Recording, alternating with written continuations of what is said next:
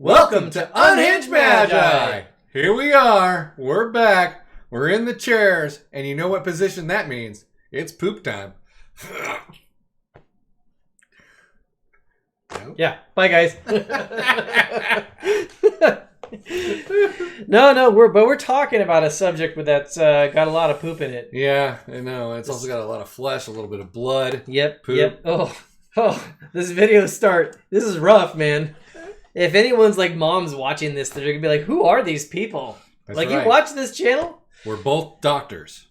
So, you guys, Flesh and Blood has had a pretty hard time here recently. They have for a few months now. And we've been looking around at some of the market data, trying to kind of figure out where things are going. Yeah. Where it's at, what's the reality of the situation. Is it going to go up? Is it not going to go up? Is it going to flatline? Is it going to tank like a rock? Is it going to turn into pickles and onions? Will my cousin Bob like it? Will Bob like it? Well, I sent it to him. Yeah. I haven't sent him a playmat. So it's very interesting because, the big question that's been going for a long time is like, was the game a fad? Is everyone doing it an investor? Is everyone doing it a player? How many people actually like it? I mean, what's the supply and demand? Had the tournaments. We saw pictures of the tournaments. We went to the tournaments. They had a bunch of people. A lot of people definitely like the game, and a lot of people play it. I really like the game. The game is good. Yeah, the game is definitely good. Then Tales of Aria came out. There was a big, giant poop storm. Yeah, it really was like that. And it wasn't because of the set. The set's good. Yeah, the set actually is. It's a good set. Good art. Good art. Good, fantastic gameplay with it. But it's low. It's definitely not the set. It was definitely overprinted. You can tell based on what happened. So it was interesting to me because these prices started really tanking. People people ask like, was it overprinted? And I would say, like, when you see unlimited boxes online hit $60 a box, like, you have an answer to that question. Was it overprinted? The answer was yes. Because we have unlimited 60, first edition 80. That doesn't make any sense at all. That's not good. No. And so, but there was recent announcements for anyone who hasn't been following all these first sets from Welcome to Wrath, Arcane Rising, Crucible of Worlds, or Crucible of War. And then Monarch, and then Tales of Aria. Like, all these sets have been getting like listed as like out of print. And I thought like, okay, let's see what happens with that. Yeah, everything's going to shoot through the roof. When things go out of print, everything skyrockets. And boom! Yeah! Money! In the bank! Let's see the data! And that actually did happen a little bit. Yeah. If we switch over to the other screen, let's see, it's going to be here.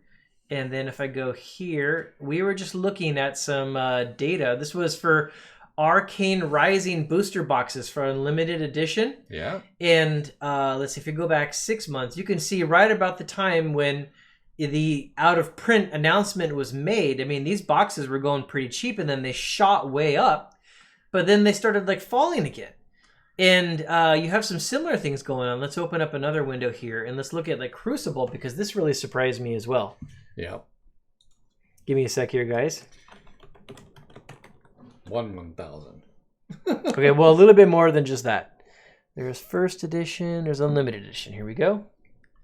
Okay, now this is really interesting because the Crucible of War box prices were coming down. Now remember, this is the first time it was ever announced that something was going out of print. Yep. Because unlimited was supposed to be forever.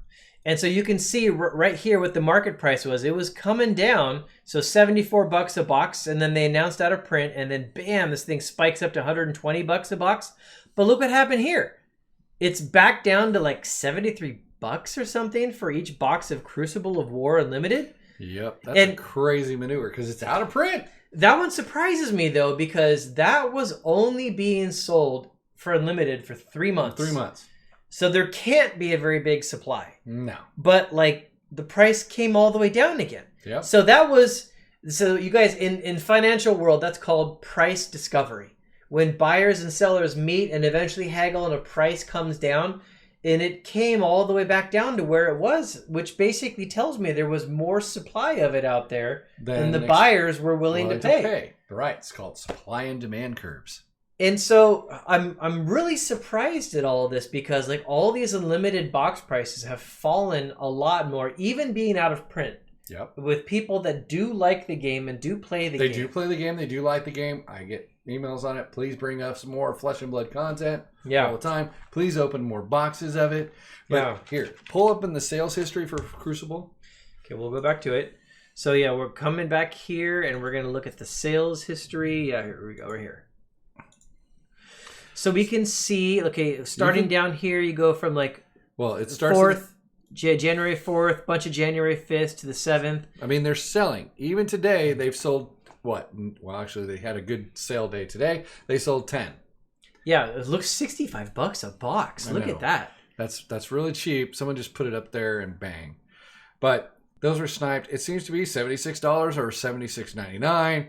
But it seems to be that the market price is about $76. Yeah, but it seems to consistently sell at least one per day. But for the entire market on TCG Player, I mean, you can almost count on one hand the number of boxes that are selling like within a week. And then if you look at the number of listings, you got 29 listings.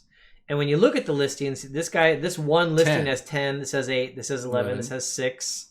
So there's a decent supply that's out there. There's a huge supply. And it looks to me like they're coming down to this low price, and when they hit like that, 60 something bucks a box, people are just buying them. Oh yeah. So the supply is being consumed, but there's a decent supply out there. Now I did not think it was going to fall this far, honestly. I didn't think there was going to be that much since they ended it, right? Right. And there shouldn't be, right? There shouldn't be this much of a flood still. It tells me, the data is telling me that there is not as many players as there is people wanting to sell sealed boxes now. Correct. That's what the data says. Yeah, that is exactly what the data says. If we go to Arcane Rising, we can pull up It's Unlimited, and it's saying the same exact thing. So yeah, here's Arcane Rising Unlimited, and if you look at the number of listings, there's 31 listings, and you look at the average quantity, for the most part, less. Here's one guy with 19. But then you come over here and you look at the sales history, and it's the same amount of product being sold on average. Yeah.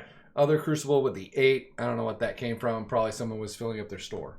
That's the only thing I think of, like a local chain store or something like that. Yeah, you can count them on two hands, the number of boxes that have been selling in like the last week kind of thing. So, I mean, almost, right? I mean, not exactly, but the point is just not a lot. No. And you see prices bouncing around. Here's some 77 and then all the way down to 75 here, but then there's some as high as 92. Well, it looks like some people come in there. In TCG Player, you try to be at the bottom, right? And so you try to dump your stuff. If you want to really get it gone really fast, you put it at 75. It makes sense every once in a while to see a random. Yeah, so most of them are holding somewhere right around $90 a box. This guy at 85, he's got an expensive shipping. These guys are free shipping. Yeah. So it looks to me like the boxes are holding somewhere around $90 with free shipping. And every once in a while, someone gets desperate to sell and they'll drop the price and then they'll sell. Right. So it looks to me, if I had to just look at this and say, what is the data saying? It looks like these boxes are going to stay cheap for a while. Yeah, it looks like it's going to be stabilized for a long period of time. Yeah, the player base is going to have to grow a lot to consume all this product. But it also tells me that perhaps the player base isn't consistent with what they produced as well. Yeah, that does seem to be the case. It seems maybe they overestimated their player base. And I'm pretty sure, I don't have exact numbers, but I'm pretty sure that for when you talk about Welcome to Wrath and Arcane Rising, the print runs for a first edition and unlimited are probably much smaller than Monarch and Tales of Aria. Right. I think that's a pretty safe assumption. And so looking at this data for Welcome to Wrath, this is Arcane Rising, it seems much more clear to me now why the box prices for Monarch and for Tales of Aria fell so hard. Yeah. Because I think there's just way more supply and not enough players to pick it all up. Exactly. Supply and demand, you got to manage it well in order to sell stuff and keep busy.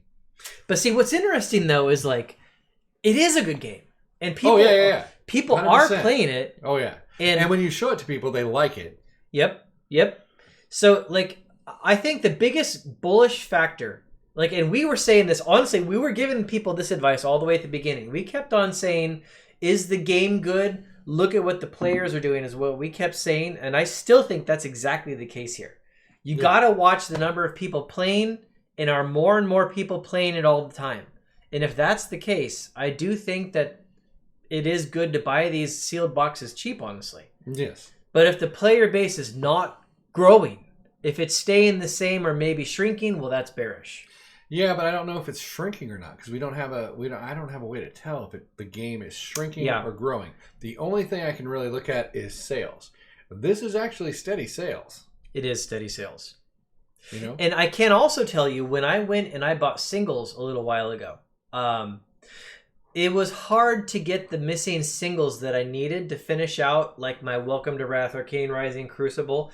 I had to go literally to like 28 different sellers to go grab the cards that I wanted, because there wasn't like a mega seller that had like everything I wanted in decent prices. Right. So like I finished out. I went online and I spent a decent amount of money and I finished out my Welcome to Wrath, Arcane Rising, Crucible. But like I had to go to like 28 different sellers, and so I kept on getting letters in the mail. Here's 10 cards, here's 20 cards, or whatever, for like a while. Like it's mail day. so the supply of the singles online was smaller than I expected, and that was like a month and a half ago. Yeah, somewhere about there. So I don't know. That's what it seems like so far, guys. It seems like there is less players than people thought, but they do like it, and it does seem to be growing. Yeah, it does seem to be growing, because why would a person come in and buy this box? This doesn't look like an investor buying. The one who bought the 8, I think that was a store, because I don't think an investor would just come in and just buy 8. So I think this is actually players just purchasing product. Yeah, when you see like 1 to 3 boxes, that's probably players. Yeah, exactly. Most likely. So I would think that the player base is actually pretty active.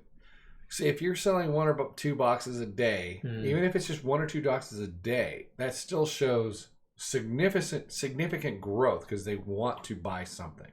So you know what I think is a really good way to look at this, honestly.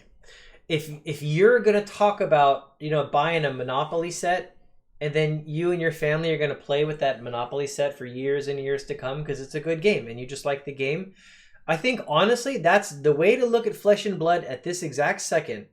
Is if you can go out and you can buy a good collectible trading card game for like 60 to 90 bucks a booster box, and it is legitimately a good game, and you can crack them open and play them and trade with them and stuff like that. It's just like original Magic. Yeah, I think honestly that's the way to look at it right now. Yeah. Because like I've got my play sets now of Flesh and Blood, and I'm definitely building decks, and I'm definitely playing the game, and I'm really enjoying it. Yeah. So like I don't feel regretful of any of the money I spent on the cards I'm going to play with. Right. But if I bought stockpiles of sealed product, that's what I would have like grievances like me. About. I mean, I've got some sealed product. It's not like I don't have any. But like those are the ones there's bad feels on. Everything I bought to play with, I'm completely happy Whenever with. I buy something, I don't have bad feels. If it goes down, it goes down. That's just the way life is. You got to make your mistakes as quickly as possible. Just don't, kick yourself and then knock yourself to the ground. Yeah. Yeah. So anyways, I mean, that's what we're seeing here, guys, where we're looking at the data, and it seems to be that there's not as many players as people thought, but it is a great game, and now's a great time to go grab stuff to just play with. Yeah. And don't worry about the investment on it. Nope. Yep. Don't worry about it. Just open it up, have some fun. Yep. Get some heart. Yeah. Heart of Findles. There you go. Okay. So that's it, guys. Talk to you later. Talk to you later. Bye. Bye.